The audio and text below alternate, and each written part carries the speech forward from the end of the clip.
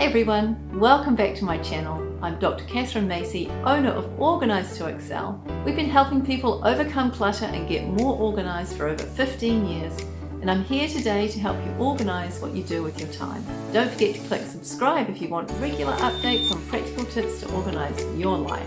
Practical tips to organise your time. What do I mean when I say time management? Time is impossible to manage. It just keeps on ticking on no matter what we do. When I talk about organising your time, I'm really talking about priorities. You can't manage time, but you can certainly manage what you do with your time. You get to choose what you do each day within reason, and that means you have some decisions to make. But what do you spend your time on? If you don't take a moment and take stock of how you spend your time, it's easy to fall into a routine that includes lots of wasted time. Keep a quick diary of what you do for a normal week, what you really do, not what you think you should do. And at the end of the week, look at how you spent your time.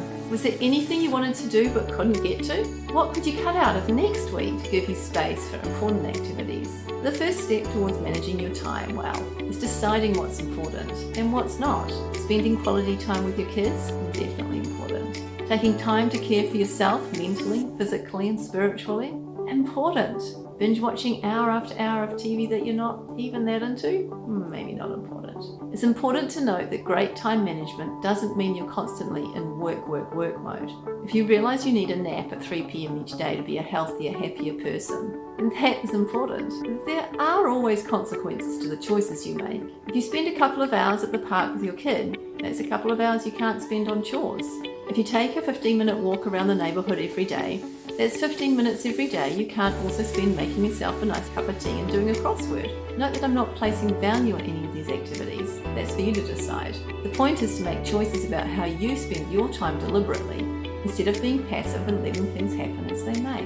When you take stock of how you spend your time, prioritise things that are important to you. Actively decide what you want to do, and you'll be surprised by how much more freedom you have than you think.